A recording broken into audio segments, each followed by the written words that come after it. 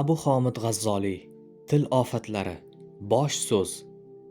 Bismillahirrohmanirrohim. Alloh taologa hamd va sanolarimiz bo'lsin. U zot insonni yaratib, unga eng chiroyli suratni ato etdi. Uni iymon nuri bilan ziynatlab, chandon go'zallashtirdi. Unga go'zal so'zlash qobiliyatini ham ato etib, boshqa yaratiqlardan afzal va imtiyozli qilib qo'ydi. Qalbiga ilm xazinalaridan anhorlar oqizib kamolga yetkazdi. So'ngra o'z rahmatidan bu ilmni pinhon tutuvchi parda berdi. Keyin esa xayolga kelgan va qalbiga tushgan narsalarni ifodalaydigan hamda tushirilgan bu pardani ko'tarishga xizmat qiladigan zabon ato etdi. Tilga haq so'znigina so'zlashni taqdir etish orqali esa berilgan ne'matlarga shukr qilishga imkon berdi. Alloh taolo o'xshashi bo'lmagan yakkayu yagona iloh ekaniga, Muhammad Mustafa sallallohu alayhi va sallamning esa o'zi tomonidan tanlab olinib, ulug'lanib, insoniyatga rahmat o'laroq yuborilganiga hamda oyatlarda zikr qilingan payg'ambar ekaniga guvohlik beraman. Toki yer yuzida takbir va tahlil aytilib turar ekan, qalbi iymon nuri bilan sharaflanganlar mavjud ekan, salovat va salomlar u va u zotning barcha ahli baytlari, ashablari yu moziyda o'tgan barcha yaxshilariga bo'lsin. Til Alloh taolo ato etgan eng buyuk ne'matlardan biri va u zotning nozik san'atlarining eng muhimlaridandir.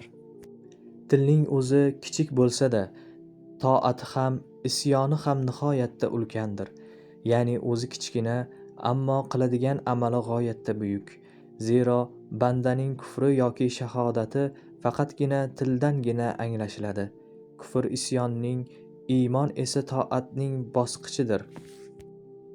Ayni paytda xoh bor bo'lsin, xoh yo'q, xoh xoliq bo'lsin, xoh maxluq, xoh noma'lum bo'lsin u xoh ma'lum, xoh aniq bo'lsin, xoh mavhum.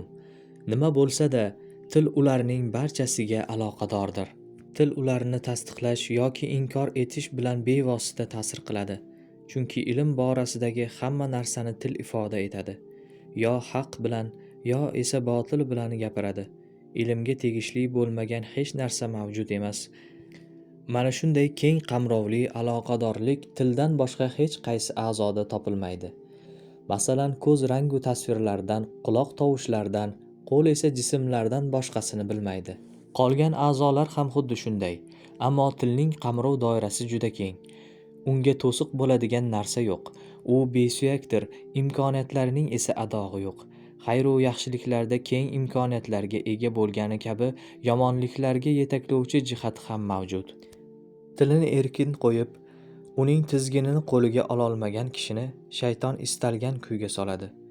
Hatto tubsiz jarga eltib, halokat yoqasiga tashlaydi. Kishilarni yuztuban holda jahannamga uloqtiradigan narsa aynan til ofatidir. Tilning yomonligidan faqatgina uni shariat chegarasida ushlab, dunyo va oxirat uchun foyda beruvchi so'zlarda ishlatadigan, hozirgi kun va kelajakda xavf tug'diradigan kalomlardan yiroq bo'lganlargina qutulishi mumkin. Tilni qaysi mavzularda erkin qo'yish foydali yoki zararli ekanini bilish mushkul va undan bu tarzda istagancha foydalanish mashaqqatli va xavflidir. Insonning tana a'zolari ichida eng ko'p isyon qiladigan narsasi aynan tildir. Chunki u istagan tomoniga osongina ketaveradi. Uni aylantirishdan, ishlatishdan osoni yo'q. Insonlar tilning ofat va balolaridan qo'rqmaydigan, uning hiyla-yu nayranglaridan tap tortmaydigan bo'lib qoldilar. Holbuki kishini laqillatishda shayton qo'llaydigan eng asosiy vositalardan biri ham aynan tildir. Ushbu kitobda Tangri taoloning madadi va lutfu karami bilan til ofatlari joylashib olgan nuqtalar haqida so'z yuritamiz. U zarar keltiradigan o'rinlar, sabablar va oqibatlarga qayta-qayta to'xtalib, eng muhimi bulardan qutulish yo'llarini ham keltirib o'tamiz. Shuningdek, ushbu ofatlardan ogohlantiruvchi xabarlar, hadis va oyatlar bilan so'zimizni quvvatlab, izohlar beramiz. Avvalo sukut qilishning fazilatini, so'ngra behuda, keyin o'rinsiz va keraksiz so'zlarning, so'ngra botilga ketishning, keyin esa navbati bilan kinu husumatning ofatlariga to'xtalamiz.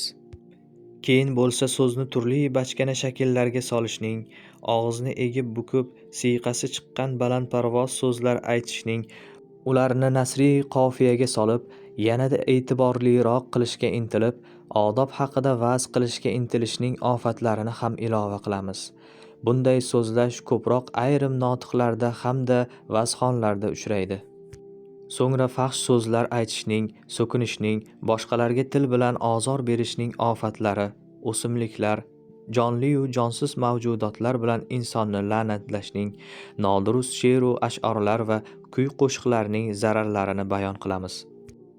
Ammo osmon nomli bahsimizda kuy-qo'shiqning joiz-nojoiz ekanligi xususida so'z yuritganimiz bois, uni ushbu kitobda takrorlab o'tirmaymiz. Mazaxning, masxaralashning, ko'ngil yozish, maishat qilishning, sirni fosh etishning, yolg'on so'z berishning, va'da berish va qasam ichishda yolg'on ishlatishning, yolg'ondan sha'ma qilishning, yolg'on ila hazil qilishning, g'iybatning, birovning aybini gapirib yurishning, chaqimchilikning, mish-mish tarqatishning, joyiga qarab har xil gapirishning, ya'ni munofiqona so'zlashning ofatlarini ham bayon qilamiz. Yana haddan oshirib maqtashning zararlariga ham to'xtalib o'tamiz.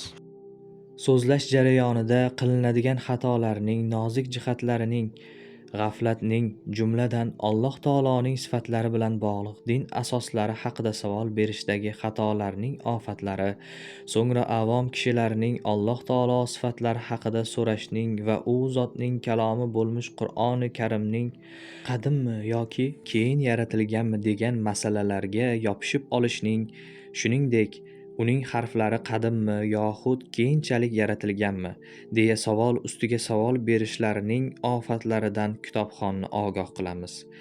Bu ofatlarning barchasi yig'ilib 20 taga yetadi. O'qiyotganingiz asarda mana shu 20 ta til ofati haqida batafsil to'xtalib o'tamiz. Tilning ulkan xatarlari va sukut fazilati. Tilning xatari juda ulkandir. Uning xataridan faqat sukut saqlash bilangina najot topish imkonli. Shuning uchun ham shariat sukutni madh etdi va unga targ'ib qildi. Payg'ambarimiz sollallohu alayhi va sallam aytdilar: kim jim tursa najot topadi. Yana ul zot sollallohu alayhi va sallam marhamat qiladilar: jim turish hukmdir. Unday turuvchi ozchilikni tashkil etadi. Hukm hikmat va oliyjanoblik demakdir. Abdulloh ibn Sufyon otasidan rivoyat qiladi. Otasi shunday deydi: yo Rasululloh, menga islomdan bir ishning xabarini beringki, sizdan keyin u haqda birovdan so'ramay, dedim. Rasululloh sollallohu alayhi vasallam: Allohga iymon keltirdim degin, so'ng istiqomatli bo'l, deya javob qildilar. Nimadan qo'rqay dedim. Payg'ambar sollallohu alayhi vasallam qo'llari bilan tillariga ishora qildilar. Uqba ibn Omir aytadi: yo Rasululloh, najot nimada? Dedim. Ul zot sollallohu alayhi vasallam: o'zingga tilingni tiyishni lozim qil, seni uying sig'dirsin va xatolaringga yig'la, deb javob qildilar. Sahl ibn Sa'dning rivoyat qilishlaricha Rasululloh sollallohu alayhi vasallam aytdilar: kim menga 2 iyak va 2 oyog'ining o'rtasiga kafil bo'lsa, men u uchun jannatga kafil bo'laman. Payg'ambar sollallohu alayhi vasallam aytdilar: kim qabqabining, zabzabining va laqlaqining yomonligidan saqlansa, yomonlikning hammasidan saqlanibdi. Qabqab qorin, zabzab farj, laqlaq esa tildir. Shu 3 shahvat bilan xalqning aksari halok bo'lib ketadi.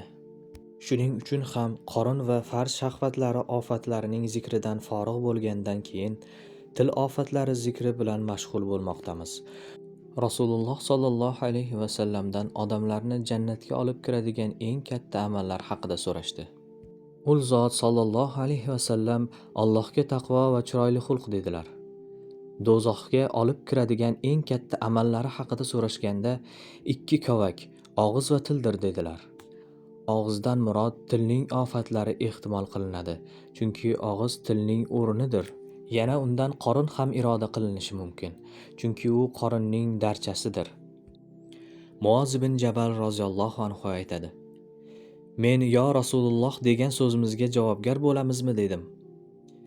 Onang seni yo'qotib qo'ygur, ey Ibn Jabal, odamlar do'zaxga tumshuqlari bilan faqatgina tillari hosilidan yiqilishadi, dedilar sarvari koinot.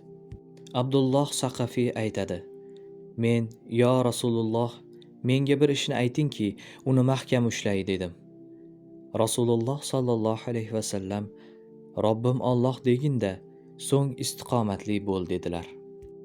Qo'rqadiganlaringizdan eng xavflisi nima deganimda, tillarini ushlab, mana shundan dedilar. Rivoyat etishlaricha, Muoz radhiyallohu anhu: Ey Allohning rasuli, amallarning qay biri afzal dedi.